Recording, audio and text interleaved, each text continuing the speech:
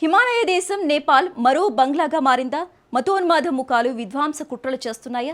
ఆ కుట్రలు భారత సరిహద్దుల్లో చిచ్చు రేపటమే లక్ష్యంగా జరుగుతున్నాయా? ప్రస్తుత పరిణామాలు అవునని అంటున్నాయి. భారత సరిహద్దుల్లో జరుగుతున్న అల్లర్ల వెనుక పాకిస్తానీ ఐఏఎస్ హస్తం ఉండొచ్చని నేపాల్ నిఘా నివేదిక హెచ్చరించింది. ఆ నివేదికలో పాక్ మూలాలున్న మౌలానా మహ్మద్ ఇలియాస్ గుమాన్, కాఠ్మాండు మసీద్ ఇమాం ముఫ్తీ అబూ బకర్ కస్మీలు అల్లర్లు జరిగిన సున్సారీ జిల్లాలో పర్యటిస్తున్నట్లు ప్రస్తావించారు. దీంతో భారత సరిహద్దుల్లో విధ్వంసం సృష్టించడమే లక్ష్యంగా ఐఎస్ఐ ఈ అల్లర్లు ప్లాన్ చేసిందా అన్న అనుమానాలు బలపడుతున్నాయి. అసలు నేపాల్లో ఏం జరుగుతోంది? మతోన్మాద ముఖాల లక్ష్యం ఏంటి? భారత భద్రతకు నేపాల్ ఎందుకు సవాలుగా మారుతోంది? Watch the story. హిమాలయ దేశం నేపాల్ మరో బంగ్లాదేశ్గా మారబోతోందా? మతోన్మాదుల అస్సల లక్ష్యం భారత్ను దెబ్బకొట్టడమేనా? సున్సారీలో హింస వెనుక నిజంగానే ఐఎస్ఐ హస్తముందా? షేక్ హసీనా సర్కార్ కూలిన దగ్గర నుంచి ఇప్పటి వరకు బంగ్లాదేశ్లో జరిగిన ప్రతి ఘటన భారత లక్ష్యంగానే జరిగింది. ముఖ్యంగా ఆలయాలు, హిందువులపై దాడులు భారత్ను రెచ్చగొట్టడమే లక్ష్యంగా జరుగుతున్నాయి. దీని వెనుక పాకిస్తాన్ ఐఎస్ఐ హస్తం ఉందని ప్రత్యేకించి చెప్పాల్సిన పని లేదు. ఉగ్రవాదం, ఫేక్ కరెన్సీ, డ్రగ్స్ తర్వాత భారత్ను దెబ్బకొట్టడానికి పాకిస్తాన్ ఎంచుకున్న మార్గం ఇదే. మతోన్మాద మూకల ద్వారా భారత్లో విధ్వంసం సృష్టించాలని చూస్తోందా సంస్థ? ఇప్పుడు అవే కుట్రలకు నేపాల్ వేదికవుతోంది. భారత సరిహద్దు ప్రాంతాల్లో మతోన్మాద మూకలు రెచ్చిపోతున్నారు. మతపరమైన ఘర్షణలకు దిగుతూ హిందువులను, హిందూ ధర్మాన్ని లక్ష్యంగా చేసుకుంటున్నారు. అంతిమంగా భారత్లో విధ్వంసం సృష్టించడమే వారి లక్ష్యమన్న అనుమానాలు బలపడుతున్నాయి.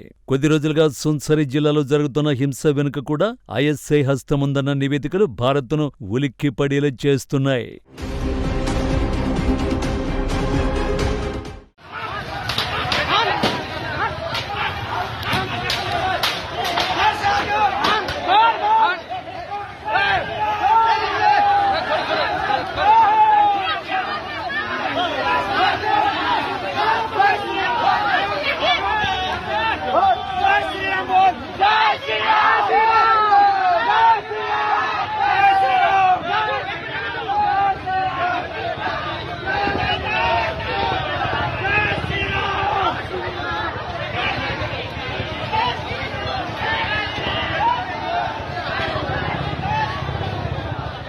కొద్ది రోజులుగా నేపాల్లో జరుగుతున్న విధ్వంసమే ఇది.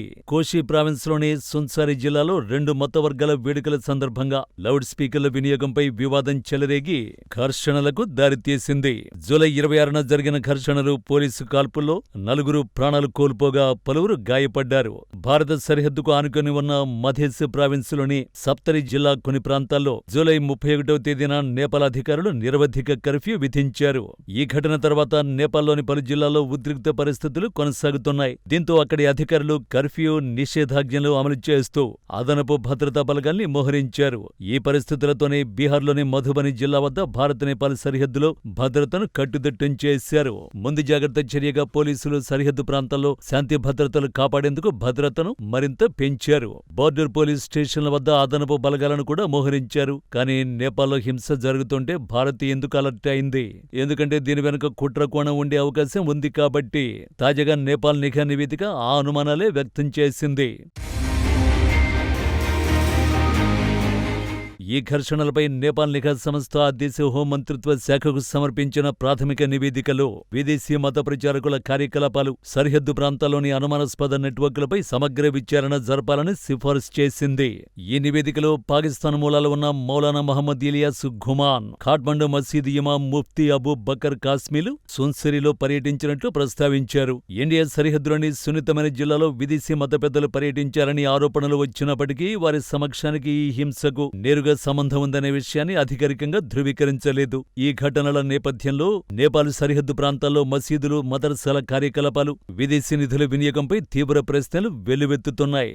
గతంలో ఇండియాలో నమోదైన కొన్ని కేసుల్లో నేపాల్ పౌరులు ఐఎస్ఐ ఏజెంట్గా పనిచేస్తున్నట్లు ఆధారాలు లభించాయి. 2025లో ఢిల్లీ పోలీసులు ఐఎస్ఐ మాడ్యూల్ కేసుకు సంబంధించి నేపాల్ పౌరుడైన ప్రభాత్ కుమార్ చౌరాసియాను అరెస్ట్ చేశారు. అతని ద్వారా భారత సిమ్ కార్డులను పాక్కు పంపినట్లు, అందులోని 16 సిమ్లలో 11 పాకిస్తాన్ పాకిస్తాన్లో యాక్టివ్గా ఉన్నట్లు పోలీసులు గుర్తించారు. సున్సరి జిల్లాలో హింసాత్మక ఘటనల అనంతరం నేపాల్ ప్రభుత్వం విచారణ కోసం ప్రత్యేక కమిటీని ఏర్పాటు చేసి సరిహద్దులో భద్రతను మరింత కట్టుదిట్టం చేసింది. నిజానికి నేపాల్లో ఈ ఏడాది మొదట్లో కూడా ఇలాంటి ఘర్షణలే జరిగాయి. ధనుష్ జిల్లా కమల మున్సిపాలిటీకి చెందిన హైదర్ అన్సారీ, అమానత్ అన్సారీ అనే వ్యక్తులు సోషల్ మీడియాలో హిందూ దేవతలను కించపరిచేలా ఒక వీడియో పోస్ట్ చేశారు. టిక్ టాక్ లో మతపరమైన విద్వేషాల్ని రెచ్చగొట్టేలా ఇద్దరు యువకులు హిందూ ధర్మానికి వ్యతిరేకంగా అసభ్యకర వ్యాఖ్యలు చేస్తూ వీడియో అప్లోడ్ చేశారు. బంగ్లాదేశ్లో అయితే ఈ వీడియోకు భారీగా లైకులు, షేర్లు వచ్చి ఉండేవేమో. కానీ నేపాల్ హిందూ మెజారిటీ దేశం, హిందూ ధర్మాన్ని కాపాడుకోవడానికి ఎంత దూరమైనా వెళ్లే దేశం. ఈ క్రమంలోనే హిందూ సంఘాలు రోడ్లపైకొచ్చాయి. ఆ ఇద్దరిని పట్టుకుని దేహశుద్ధి చేసి పోలీసులకు అప్పగించాయి. అయినప్పటికీ పరిస్థితి సర్దుమణగలేదు. కొందరు వ్యక్తులు ధనుష్ జిల్లాలోని సఖువా మరన్ ప్రాంతంలో ఉన్న మసీదుపై దాడి చేసి మత గ్రంథాల్ని కాల్చేశారు. ఆ తర్వాత మసీదుపై దాడికి నిరసనగా ముస్లిం కమ్యూనిటీ పెద్ద ఎత్తున రోడ్లపైకి వచ్చి ఆందోళన చేపట్టింది. ఇవన్నీ భారత్ సరిహద్దుకు ఆనుకుని ఉన్న బీర్గంజ్లోనే జరిగాయి. పర్సా, రాహుల్ వంటి సరిహద్దు ప్రాంతాలు రణరంగంగా మారాయి. అప్పుడు కూడా సరిహద్దు భద్రతను కట్టుదిట్టం చేయాల్సి వచ్చింది. భారత్ నేపాల్ మధ్య 1751 కిలోమీటర్ల పొడవైన సరిహద్దు ఉంది.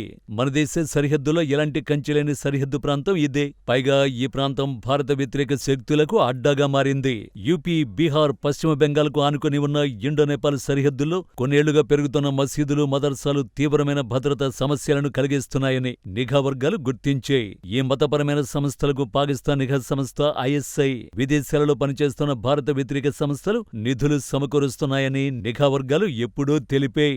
ఈ మసీదులు, మదర్సాలు ISIతో పాటు అరబ్ దేశాల నుండి కూడా నిధులు పొందుతున్నాయి. నేపాల్, భారత్ మధ్య కంచె లేకపోవడంతో పాటు ఎలాంటి అప్పగింత ఒప్పందాలు లేకపోవడాన్ని భారత వ్యతిరేక శక్తులు తమకు అనుకూలంగా మలుచుకుంటున్నాయి. భారత్లో విధ్వంసం సృష్టించి నేపాల్ పారిపోవడం చాలా ఈజీ.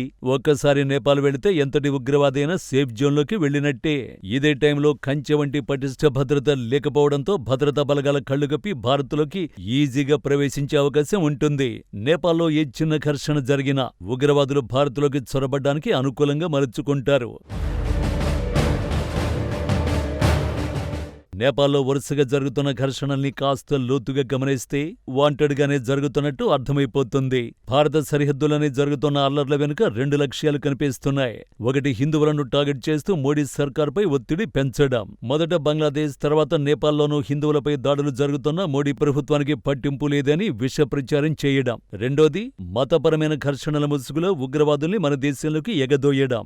ఇదే అసలు లక్ష్యం కావచ్చని రక్షణ విశ్లేషకులు అభిప్రాయపడుతున్నారు. ఇది తెలుసు కాబట్టి బీహార్లో నేపాల్ను ఆనుకుని ఉండే సరిహద్దులో భద్రత కట్టుదిట్టం చేస్తున్నారు. అయితే ఈ 2 విషయాల్లో మతోన్మాద మూకల లక్ష్యం నెరవేరదు. ఎందుకంటే నేపాల్ సరిహద్దులో కాపు కాస్తోంది మామూలు సేనలు కాదు, సశస్త్ర సీమాబల్ వీరులు. వీళ్లను దాటి దేశంలో అడుగుపెట్టడం అంటే చావు నోట్లు తలపెట్టడమే. సరిహద్దు భద్రత, అక్రమ చొరబాట్ల నిరోధం, గూఢచర్యం, స్మగ్లింగ్ వంటి కార్యకలాపాల్ని అరికట్టడం, సరిహద్దు ప్రాంతాల్లో జాతీయ భావనల్ని పెంపొందించడంలో SSB సేనల తర్వాతే ఎవరైనా. భారత నిఘా సంస్థ రాకు సాయుధ మద్దతునిచ్చిన హిస్టరీ కూడా ఈ దళానికి ఉంది. సో నేపాల్లో మత ఘర్షణల వెనుక మతోన్మాదుల కుట్రలు ఉంటే అవి ఎన్నటికీ వర్కౌట్ కావు.